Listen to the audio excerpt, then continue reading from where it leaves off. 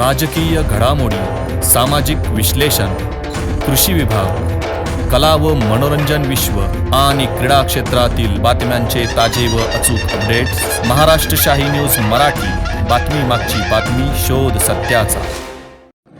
मी Mohan Manikrao Borse, Akole police येथे नेमणुकीस असून दिनांक 20/4/26 रोजी दुपारी 11:30 वाजता सुमारास कोथरूड येथील बाळासाहेब जयराम देशमुख उर्फ BJ देशमुख, त्यांचा मुलगा शुभम देशमुख, तसेच त्यांच्यासोबत अरविंद सोपान देशमुख, शिवाजी विठ्ठल देशमुख, शंकर रामदास घोलप, सचिन भाऊसाहेब गीते, कैलास नथुजी देशमुख, दिलीप जानकीराम देशमुख, प्रल्हाद फकीरराव देशमुख, सर्व राणा कोथरूड आणि त्यांच्यासोबतचे इतर 8 ते 10 लोक पोलीस स्टेशनला आले होते. BJ देशमुख यांना आमचे हवालदार अनिल जाधव यांनी एका गुन्ह्याच्या तपासासंदर्भात बोलावले होते, परंतु ते जवळपास 20 ते 25 लोक पोलीस स्टेशनात घेऊन येऊन त्यांनी पोलीस स्टेशनात गोंधळ घातला. त्यामध्ये पोलीस स्टेशनचं कामकाज ठप्प पडले. पोलीस स्टेशन कामकाजामध्ये अडथळा आला. तसेच जे बाहेरगावचे फिर्यादी होते, म्हणजे कोणी सातेवाडीचे असतील, कोणी तिरड्याचे असतील, कोणी पाचपट्याचे असतील, कोणी जाचकवाडीचे असतील, या फिर्यादींना जे शासकीय काम असेल त्यांचं किंवा त्यांना जे काही फिर्यादी द्यायच्या होत्या तर त्यांना देताना आल्या, तर ते त्या महिला ज्या कोणी असतील त्या तशा परत गेलेल्या आहेत. आणि ह्या लोकांनी कुठल्याही प्रकारची शासकीय परवानगी न घेता इथं जमावला होता. त्यानुसार त्यांनी मान्य जिल्हाधिकारी यांच्या आदेशाचं उल्लंघन केलेलं आहे आणि सरकारी कामाला अडथळ्याप्रकरणी त्यांच्या पोलीस स्टेशन येथे आम्ही रीतसर गुन्हा दाखल केलेला आहे. सदर गुन्ह्यामध्ये आम्ही BNS कलम 221 तसेच मुंबई पोलीस अधिनियम कलम 34/1/3 प्रमाणे या सर्व लोकांवर आम्ही रीतसर गुन्हा दाखल केलेला आहे. ते BJ देशमुखांचं नेमकं प्रकरण काय आहे? नेमकं त्यांना तुम्ही म्हणता नोटीस दिलेली होती, त्यांना त्यासाठी ते आलेले होते ना तिथे? हो, बरोबर आहे. BJ देशमुख आणि त्याचा मुलगा शुभम देशमुख या दोघांवर जवळपास म्हणजे 8 महिन्यापूर्वी म्हणजे 1 सप्टेंबर 2025 रोजी त्यांच्या गावात ग्रामसभा होती 18 ऑगस्टला. तर त्यामध्ये त्यांनी गोंधळ घातला होता आणि त्यांचा तो गोंधळ आणि त्यांनी जी असली शिवीगाळ केली होती, तर त्या शिवीगाळाचा सगळं तो प्रकार मीडियामध्ये व्हायरल झालेला होता. त्यानंतर तेथील जे कोणी उपसरपंच असतील संजय देशमुख यांनी त्यांच्या विरोधात रीतसर तक्रार केली होती आणि आम्ही त्यांची तक्रारीची रीतसर आम्ही दखल घेतली होती. त्याच्यामध्ये FIR फाडलेली होती. त्यांच्यावर IPC 294 म्हणजे BNS 296 प्रमाणे गुन्हा दाखल होता.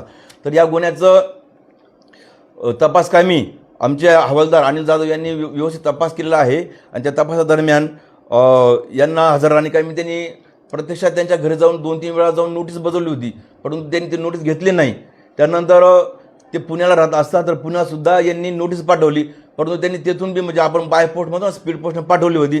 त्यांनी ती परत पाठवली. त्यांच्या घरी जे त्यांचं राहतं घर असेल कोथरूडला, तर तिथंसुद्धा हवालदार जाधव यांनी नोटीस पाठवली होती, परंतु त्यांनी तीसुद्धा स्वीकारली नाही. मग शेवटी हवालदार जाधवनी आमच्या मार्गदर्शनाखाली त्यांच्या व्हॉट्सअपवर शेवटची नोटीस पाठवली. जर का तुम्ही सदर तपासकामी म्हणजे हा जो गुन्हा दाखल झाला आहे त्याच्या संदर्भात तुम्हाला नेमकं काय म्हणणं आहे, तुमचं म्हणणं मांडण्यासाठी तुम्ही पोलिसांना या आणि तुमचं म्हणणं मांडा. आणि त्यांना अंतिम मुदत 20/4/26 अशी दिलेली होती आणि त्यांना त्यांचं म्हणणं मांडायचं होतं. ते जर त्या दिवशी जर हजर झाले नसते तर त्याच्यानंतर आम्ही त्यांची अटकेची प्रोसेस सुरू केली असती, परंतु त्या दिवशी ते हजर झाले आणि त्यांचं म्हणणं परंतु त्यांनी काही मांडलं नाही. हजर झाले तर त्यांनी तपासात सहकार्य न करता उलट पोलीस स्टेशनला 5-25 लोक हाताशी धरून गोंधळ घातला आणि सरकारी कामामध्ये अडथळा निर्माण झालेला आहे, म्हणून त्यांच्यावर आता हा दुसरा गुन्हा दाखल झालेला आहे. दुसरी गोष्ट, ते एक आरोप असा करतात किंवा तालुक्याचे लोकप्रतिनिधी यांचा तुमच्यावर दबाव आहे का काय या संदर्भात, गुन्हा दाखल करण्यासंदर्भात, पहिला पण आणि आता नंतरचा पण? नाही, असा कुठला प्रकार दबाव नसतो. आता मी एक लक्षात घ्या, अकोले तालुका अतिशय म्हणजे वैचारिक लेवलचा अतिशय चांगला तालुका आहे. इथले लोकप्रतिनिधी असतील, आता समजा आमदार साहेब असतील किंवा वैभव पिचड असतील, तसंच अमितदादा भांगरे असतील किंवा आपले मेंगाळ आहेत, मारुती मेंगाळ उपसभापती ते मारुती भाऊ असतील, तसंच महेश नवले असतील शिवसेनेचे, ह्यांनी म्हणजे हे पोलीस स्टेशन कामकाजामध्ये यांच्यापैकी कुणीही कधी दखल देत नाही. आजपर्यंत मला असा अनुभव नाही. कोणीच कधी आमच्याला असं पकडा किंवा त्यांच्या खोटा गुन्हा दाखल करा असा पद्धतीचा आजपर्यंत कोणाचा फोन येत नसतो. त्यांचे फोन कधी येतात, समजा कोणा अन्याय होत असेल तरी खरोखर चांगली गोष्ट आहे, म्हणजे कोणाचं तरी कायदेशीर काम करून देण्याचं आहे तर असं कधीतरी यांचे फोन येतात. परंतु पोलिसांवर यांनी कोणी फोन करून तुम्ही असं काम करा किंवा तसं काम करा असं येत नसतो. आणि कोणाचं जर भविष्यात आलं पण तर आम्ही कुठल्याही राजकीय दबावाला मी झुगारून देत असतो, झुगारून देणार आणि जे कायदेशीर काम आहे किंवा जे योग्य काम आहे ते आम्ही कायदेशीर काम करणार. त्याच्यानंतर एक आरोप अजूनही असा केला गेला की अकोले पोलीस स्टेशनच्या हद्दीतील जवळपास 100 मोटरसायकली चोरीला गेल्यात, मात्र त्याचा तपास पण झालेला नाही आणि किंवा काय अशा नाही. याचं उत्तर मी तुम्हाला याच्यातूनच देतोय. हे आमचं म्हणजे दरवर्षाचं किंवा दर महिन्याचं आम्ही काय कामकाज करतो काय नाही याचं लेखाजोखा असतो. तर मी तुम्हाला सांगू इच्छितो की मी येण्याच्या आधी, कारण मी 24मध्ये आलेलो आहोत 24, 25 आणि 23, 24 तुम्ही सगळी आकडेवारी बघू शकतात. सगळी आकडेवारी याच्यामध्ये आहे. तर मागच्या वर्षी सुद्धा 24मध्ये जवळपास 63 मोटरसायकल चोरल्या गेल्या तर पूर्ण हद्दीतून 63. मागच्या वर्षी आम्ही तो आकडा कमी केला आणि ह्या वर्षी सुद्धा कमी केलेला आहे. तर याच्यामध्ये आपण खूप एफर्ट घेतले आहेत आणि आपला जो डिटेक्शनचा रेट आहे तो सुद्धा आधीच्यापेक्षा आता खूप चांगल्या पद्धतीने खूप वरती आलेला आहे.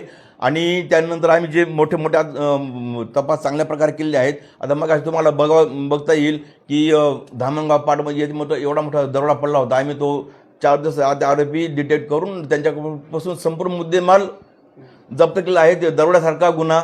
त्यानंतर आपले शेतकरी बांधवांच्या ज्या मोटरी चोरल्या गेलेल्या होत्या तर त्या मोटरी आम्ही जवळपास सगळेच मोटरी त्यांचे जे टाटर मीटर वायर असतील आम्ही चोरांना पकडून ती गँग्स हे सगळे पकडून आम्ही त्याचे ताब्यात दिलेले आहेत.